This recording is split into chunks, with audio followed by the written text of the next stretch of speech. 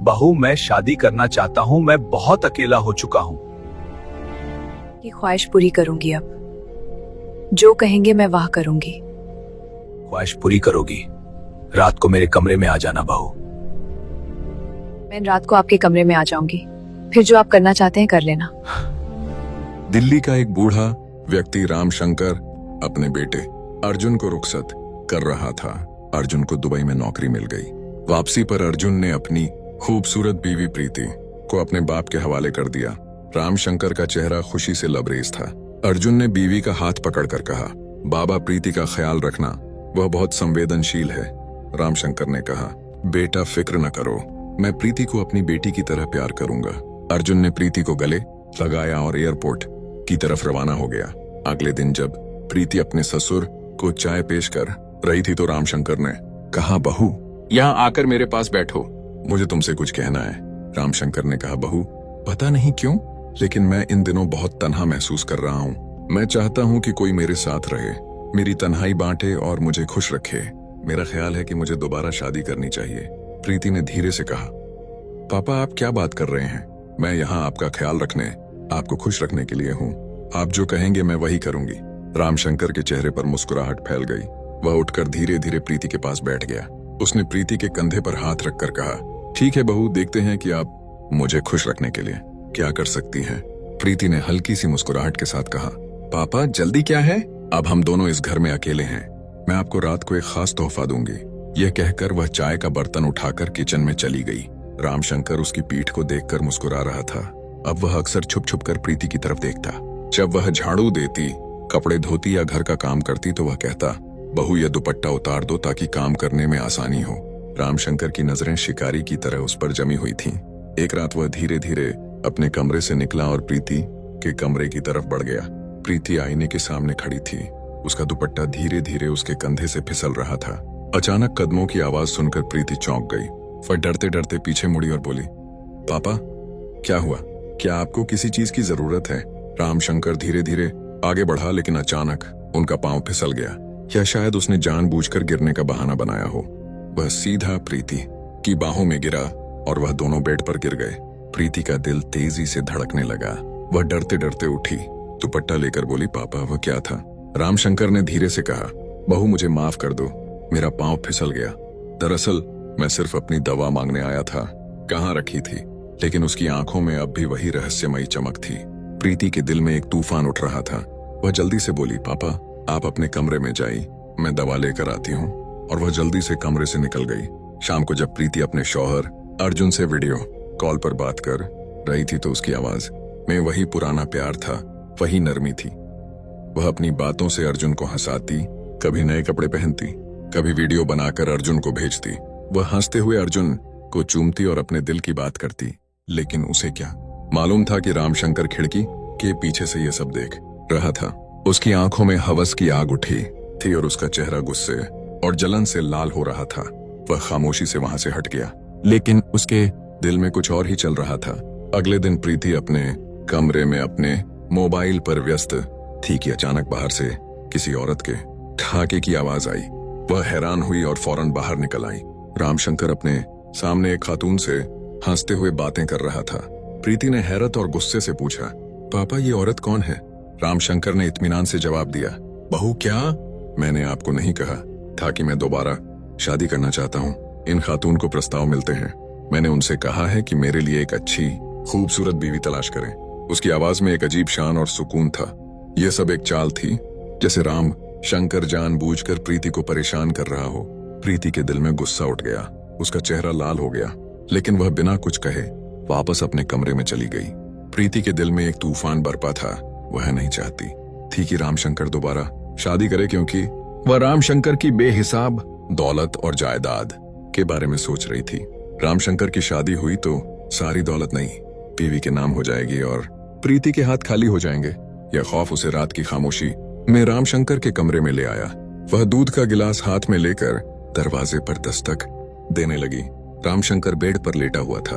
उसके हाथ में एक पुराना खत और कुछ तस्वीरें थीं, जिन्हें वह गहरी सोच में देख रहा था। दरवाजे की आवाज सुनकर उसने फौरन वह खत और तस्वीरें तकिए के नीचे छिपा दी। प्रीति धीरे से अंदर आई। उसकी आवाज में एक अजीब सी नरमी थी। पापा, आप थक गए होंगे, क्या मैं आपके सिर की मालिश करूं? रामशंकर ने खामोशी से सिर हिलाया। प्रीति ने जानबूझकर अपना स्कार्फ फर्श पर गिरा दिया और अपने सिर की मालिश करते हुए धीरे धीरे अपना सिर रामशंकर के सीने पर रख दिया। रामशंकर के जिस्म में हल्की सी कंपी थी। उसने घबराकर कहा, बहू ये क्या कर रही हो? प्रीति ने मीठी आवाज में कहा, पापा मैं बस आपके दिल को तसल्ली दे रही हूँ, मैं तुम्हें खुश कर रही हूँ। तुम फिक्र न करो, जब तक मैं यहाँ हूँ तुम्हें दूसरी शादी की जरूरत नहीं पड़ेगी। रामशंकर की आंखों में एक अजीब सी चमक नजर आई। उसने प्रीति को बाहों में पकड़कर धीमी आवाज में कहा, बहू अगर तुम मेरी ख्वाहिश पूरी करती रहो तो मैं तुम्हें सब कुछ दूंगा, मेरा माल, मेरी जायदाद। रामशंकर धीरे से उठा। उसके कदम खामोशी में हल्का सा शोर कर रहे थे। वह सीधा प्रीति के कमरे में गया और वहां तलाश करने लगा। उसकी आंखें हर कोने में तेजी से घूम रही थीं, जैसे वह किसी गहरे राज की तलाश में हो। आखिरकार उसकी नजर अलमारी पर पड़ी, जहां फूलों का एक छोटा सा गुलदान रखा हुआ था। रामशंकर ने उसे उठाया, हाथ में घुमाया और उसके चेहरे पर एक खौफनाक रहस्यमयी मुस्कुराहट फैल गई। वह खामोशी से वापस अपने कमरे में चला गया और बिस्तर पर लेट गया, जैसे उसे कोई बड़ा राज मिल गया हो। सारा दिन प्रीति रामशंकर को हंसाने की कोशिश करती। कभी वह उसका हाथ अपनी तरफ खींचती, कभी उसकी गोद में बैठ जाती और कभी उसके गले में बाजू डालकर उससे मुस्कुरा कर बातें करती। लेकिन अब रामशंकर हिचकिचा रहा था। उसकी नजरें प्रीति से मिलती, मगर वह फौरन मुंह फेर लेता, जैसे उसके दिमाग में कोई नया प्लान था। प्रीति उसकी ठंडी बेहिसी में उलझ गई, लेकिन उसने अपनी चालाकी जारी रखी। अगली रात प्रीति के कमरे से उसे दर्दनाक सिसकियों की आवाज आई। वह आवाजें इतनी दर्दनाक थीं कि रामशंकर जो अपने कमरे में टहल रहा था, यह सुनकर प्रीति के कमरे की तरफ भागा। उसने दरवाजा खोला और डरी हुई आवाज में कहा, बहू क्या हुआ? क्यों रो रही हो? क्या सब कुछ ठीक है? उसकी आवाज फिक्र से भरी हुई थी, जैसे उसे मालूम हो कि यह सिसकियां कोई मामूली बात नहीं। प्रीति बेड पर बैठी थी। उसका चेहरा आंसुओं से भीगा हुआ था। उसकी सरगोशियां मजीद बुलंद हो गई थीं, जैसे उसका दिल टूट गया हो। उसने सरगोशी की, पापा आपने क्या किया? मेरी जिंदगी बर्बाद हो गई, मैं नहीं रही, तुमने मेरी इज्जत लूट ली है। उसकी आवाज दर्द और इल्जाम से भरी हुई थी। रामशंकर का चेहरा पीला पड़ गया। उसका दिल खामोशी से भर गया। वह धीरे से आगे बढ़ा और प्रीति से कहा, बहू बताओ क्या हुआ? तुम ऐसी बात क्यों कर रही हो? प्रीति ने उसके आंसू पोंछे, लेकिन उसके रोने को और भी तेज कर दिया। पापा मुझे सुबह से मतली आ रही है, मैं गर्भवती हूँ और ये सब आपकी वजह से हुआ है। तुमने मेरी जिंदगी बर्बाद कर दी है, अब मैं दुनिया का सामना कैसे करूंगी? रामशंकर डर गया। बहू ये कैसे हो सकता है? मैंने कुछ नहीं किया, आप गलती पर हैं। उसकी आवाज साफ थी, मगर प्रीति ने उसे बीच में रोक लिया। पापा मुझे लगता है आपकी याददाश्त बहुत कमजोर हो गई है। कल रात तुमने कमरे में वह सब कुछ किया जो एक शौहर अपनी बीवी के साथ करता है, और अब तुम बेगुनाह होने का ड्रामा कर रहे हो। प्रीति की आवाज आंसुओं से चीखों में बदल गई, जैसे वह पूरे मोहल्ले को जगाना चाहती हो। यह ड्रामा अब खतरनाक मोड़ पर पहुंच चुका था।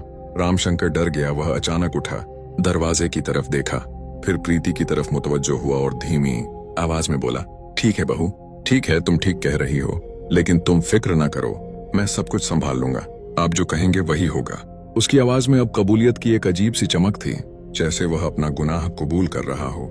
उसने आगे बढ़कर प्रीति के कंधे पर हाथ रखा और कहा, लेकिन इस राज की खबर किसी को न हो, वरना हम दोनों बर्बाद हो जाएंगे। प्रीति ने अपने आंसू पोंछते हुए राम शंकर के कंधे पर सिर रखा और कहा, ठीक है ससुर, मुझे कभी अकेला मत छोड़ना। लेकिन अगली सुबह घर में ऐसा सदमा हुआ कि प्रीति का सारा जिस्म कांप गया। रामशंकर घर में दाखिल हुआ तो उसके साथ एक खूबसूरत खातून भी थी, जिसने दुल्हन जैसा लिबास जेबेतन किया हुआ था। दोनों हंस हंस कर बातें कर रहे थे। प्रीति ने यह मंजर देखा तो उसका चेहरा गुस्से से लाल हो गया। वह चीख कर बोली, पापा वह कौन है? रामशंकर ने बड़े इत्मीनान से जवाब दिया, बहू वह मेरी बीवी है, मैं शादीशुदा हूँ, आज से वह तुम्हारी सास है। प्रीति को हैरत हुई, वह सोच में गुम थी। मैं उसे खुश रखने के लिए सब कुछ देने को तैयार थी, फिर उसने शादी क्यों की? उसकी आंखें गुस्से से लाल हो गईं। वह नरम मगर सख्त लहजे में बोली, पापा मेरे कमरे में आ जाइए, मैं तुमसे बात करना चाहती हूँ। वह जल्दी से अपने कमरे में चली गई। रामशंकर प्रीति के कमरे में पहुंचा तो वह गुस्से में पागल हो रही थी। कहने लगी, पापा आपने मुझे धोखा दिया है, अब मैं तुम्हें सच बताऊंगी। रामशंकर ने नरम लहजे में कहा, बहू पागल मत बनो, मैंने इसलिए शादी की है कि ये औरत आपकी सेवा करेगी। अब आपको घर का कोई काम नहीं करना पड़ेगा। वह सारा काम करेगी, आप और मैं सिर्फ एक दूसरे से प्यार करेंगे। यह सुनते ही प्रीति का गुस्सा ठंडा हो गया। उसके चेहरे पर इत्मीनान और खुशी की मुस्कुराहट फैल गई। लेकिन प्रीति को क्या मालूम, उसकी जिंदगी में एक तूफान आने वाला था जो उसे तबाही के दहाने पर ले जाएगा। रामशंकर की नई बीवी, जो इस घर की लौंडी से ज्यादा कुछ नहीं थी, प्रीति के पांव की मालिश करती, उसके सिर की मालिश करती और घर के सारे काम खामोशी से करती। प्रीति को लगा जैसे वह अपनी चालाकी पर जीत गई हो। प्रीति को ऐसा लगा जैसे उसने राम शंकर की सारी दौलत और जायदाद अपनी मुट्ठी में ले ली हो। लेकिन राम शंकर के चेहरे पर एक अजीब सी खामोशी थी। उसकी आंखों में हैरत और छुपा गुस्सा था, जैसे उसने कोई बड़ा राज पकड़ लिया हो। राम शंकर अब प्रीति से दूर रहने लगा था। उसकी आंखों की ठंडक, उसके रवैये की बेहिसी सब प्रीति को छूने लगी। उसे लगा कि उसकी तमाम हरकतें अब बेअसर हो गई हैं। राम शंकर की बेहिसाब दौलत और ताकत उसके हाथों से फिसल रही थी। एक दिन जब राम शंकर अपनी नई बीवी के साथ काफी वक्त गुजार रहा था तो प्रीति ने उन्हें तन्हाई में रोक लिया। उसकी आवाज में जहर था। पापा, ये क्या हो रहा है? तुम मुझसे दूर क्यों रहते हो? आप अपनी बीवी को इतना वक्त देते हैं, क्या तुम्हें वह वादा याद नहीं जो तुमने मुझसे किया था? रामशंकर ने एक लम्हे के लिए उसकी तरफ देखा और ठंडे लहजे में कहा, प्रीति, मुझे कुछ याद नहीं, जो चाहो करो, मैं अब तुम्हारी कोई बात नहीं सुनूंगा। प्रीति का चेहरा गुस्से से लाल हो गया। वह अपने कमरे की तरफ भागी। उसने दरवाजा मजबूती से बंद किया और कांपते हाथों से अपने शौहर अर्जुन को बुलाया। उसकी आवाज सरगोशियों और गुस्से से भरी हुई थी। अर्जुन, तुम जहां भी हो फौरन वापस आ जाओ। मेरी जिंदगी बर्बाद हो गई है, मेरी इज्जत लुट गई है। उसकी आवाज टूट रही थी। आपके वालिद, उसने मेरे साथ वह सब किया जो उसे नहीं करना चाहिए था। उसने मुझे कबूल कर लिया। अर्जुन, उसने तुम्हें जानबूझकर दुबई भेजा है ताकि वह मुझे पीछे से ले आए। जैसे अर्जुन के कानों में बिजली पड़ी तो उसकी सांसें तेज हो गईं। कांपती हुई आवाज में बोला, क्या कह रही हो प्रीति? बाप ऐसा नहीं कर सकता, झूठ मत बोलो। प्रीति ने गहरा सांस लिया और ठंडी आवाज में कहा, अर्जुन, मैं तुम्हें सबूत भेज रही हूँ, खुद ही देख लें। उसने अपना मोबाइल उठाया और वीडियो खोली जिसमें वह रामशंकर के साथ कमरे में थी। उसका सिर उसके सीने पर पड़ा था। वही वीडियो जो उसने चुपके से कैमरा ऑन करके रिकॉर्ड की थी। वह वीडियो अर्जुन की पूरी दुनिया को तबाह करने के लिए काफी थी। उसने वीडियो भेजी। अर्जुन ने जैसे ही वह वीडियो देखी तो उसका दिल फट गया। उसकी सांसें रुक गईं। उसकी आंखों के सामने अंधेरा फैल गया। उसने कांपते हाथों से प्रीति को दोबारा बुलाया। प्रीति, मेरी जान, फिक्र न करो, जितनी जल्दी मुमकिन हो मैं आ रहा हूं, बस थोड़ा इंतजार करो मेरे प्यारे। अर्जुन की यह बात सुनकर प्रीति की आंखों में उम्मीद की हल्की सी चमक नजर आई। अगली सुबह घर बारूद के ढेर जैसा था। यह सिर्फ रोशनी की एक चिंगारी थी जो हर चीज को उड़ा देगी। रामशंकर, उनकी अहलिया और प्रीति खाने की मेज पर नाश्ता कर रहे थे। कमरे में खामोशी थी। रामशंकर के चेहरे पर सोच की तहें छाई हुई थी। अचानक दरवाजे की घंटी बजी। एक तेज, दिल धड़कने वाली आवाज। प्रीति की सांस रुक गई। रामशंकर की आंखों में एक अजीब सी चमक नजर आई, जैसे वह इसी लम्हे का इंतजार कर रहा था। दरवाजे की घंटी फिर बजी। रामशंकर ने उठकर दरवाजा खोला। अर्जुन उसके सामने खड़ा था। उसकी आंखों में गुस्से की आग और दर्द की चिंगारी सुलग रही थी। प्रीति उछलकर उठ खड़ी हुई। वह भागकर अर्जुन के गले लग गई। वह जोर जोर से रोने लगी। रामशंकर ने आवाज धीमी करते हुए कहा, बेटा, तुम यहाँ क्या कर रहे हो? क्या सब कुछ ठीक है? तुम वापस क्यों आए? लेकिन इससे पहले कि वह अपना जुमला पूरा करता, अर्जुन फट पड़ा। उसने बाप का गिरेबान पकड़ लिया। उसकी आवाज गुस्से से कांप रही थी। आप बाप नहीं हैं, आप एक हैवान हैं। तुमने मेरी मासूम बीवी की इज्जत लूटी। तुमने उसकी इज्जत लूटी। मैं तुम्हें जिंदा नहीं छोड़ूंगा। अर्जुन ने उसे जोर से धक्का दिया। रामशंकर जमीन पर गिर गया। कुछ लम्हों के बाद वह उठा, गहरा सांस लिया और सुकून भरे लहजे में बोला, बेटा, मुझे मार दो, मुझे अपनी जान से मार डालो, लेकिन पहले मेरी बात सुनो। फिर तुम मुझे जो भी सजा देना चाहते हो मुझे कबूल है। रामशंकर ने अपनी जेब से एक पुराना मुहरबंद खत निकाला और कुछ तस्वीरें अर्जुन के हाथ में थमा दी। यह खत मेरे पुराने दोस्त ने भेजा था। इन तस्वीरों को देखो। आपकी बीवी इज्जतदार औरत नहीं है और यह वह सच है जो उसने मुझे बताई थी। अर्जुन की आंखों में हैरत थी। उसने तस्वीरें देखी। प्रीति अजीब सी जगह रंग बिरंगे कपड़ों में यूं मुस्कुरा रही थी जैसे वह उसके कारोबार की मलिका हो। अर्जुन का दिमाग भटक गया। बाप, ये क्या है? उसकी आवाज कांप रही थी। रामशंकर ने गहरा सांस लिया और कहा, बेटा बताओ, जब आप दुबई में थे तो प्रीति ने आपको कितनी बार फोन किया था? उसने कितनी बार वीडियो भेजी? अर्जुन ने इसके बारे में सोचा और कहा, अब्बा, उसने सिर्फ 1 या 2 बार फोन किया था। वीडियो? नहीं, उसने कोई वीडियो नहीं भेजी। रामशंकर मुस्कुराया। ठीक है बेटा, अब एक और खौफनाक राज देखो। वो उठकर अपने कमरे में चला गया और थोड़ी देर बाद हाथ में एक खूबसूरत फूलों का बर्तन ले वापस आया। हाओ, ये फूलों का बर्तन नहीं बेटा, इसमें एक खुफिया कैमरा था जो मैंने प्रीति के कमरे में लगा रखा था। रामशंकर उठा, फोन निकाला और वीडियो चलाई। अर्जुन की नजरें स्क्रीन पर जमी हुई थीं। वीडियो में प्रीति का कमरा था। रात में खामोशी थी। खिड़की से एक मध्यम रोशनी आ रही थी। अचानक एक जवान लड़का चुपके से अंदर आया। प्रीति ने उसे देखा और गले लगा लिया। फिर वह दोनों बेड पर लेट गए। अर्जुन की सांस रुक गई। वीडियो में ये मंजर बार बार नजर आ रहा था। प्रीति और लड़का एक दूसरे में खो गए। दुपट्टा हवा में तैर रहा था। ऐसी तस्वीरें देखकर अर्जुन का दिल फट गया। राम शंकर ने ठंडी आवाज में कहा, बेटा, यह प्रीति उसी आशिक से बात करती थी, उसे प्यार भरे मैसेज करती थी। वह अपने कपड़े बदलती और गंदी वीडियोस बनाकर उसे भेजती और बहाना करती कि वह तुमसे बात कर रही है। फिर उसने कहा कि मैंने जानबूझकर इस बेइज्जत औरत से फर्जी ताल्लुक बनाया ताकि इसे हकीकत का पता चल सके। अगर वह इज्जतदार होती तो मेरे पास ना आती, मेरे कमरे में ना आती, मेरे साथ न सोती। लेकिन पैसों के लालच ने इसे अंधा कर दिया। उसने एक और चौंका देने वाला राज खोल दिया। और मेरी बीवी कोई आम बीवी नहीं बल्कि एक लेडी डॉक्टर है। जब प्रीति ने मुझ पर इल्जाम लगाया कि मेरा उसके साथ अफेयर है, तो मैंने इस डॉक्टर को अपनी जाली बीवी बना कर घर ले आया। उसने प्रीति का इम्तिहान लिया और साबित कर दिया कि यह सब झूठ है।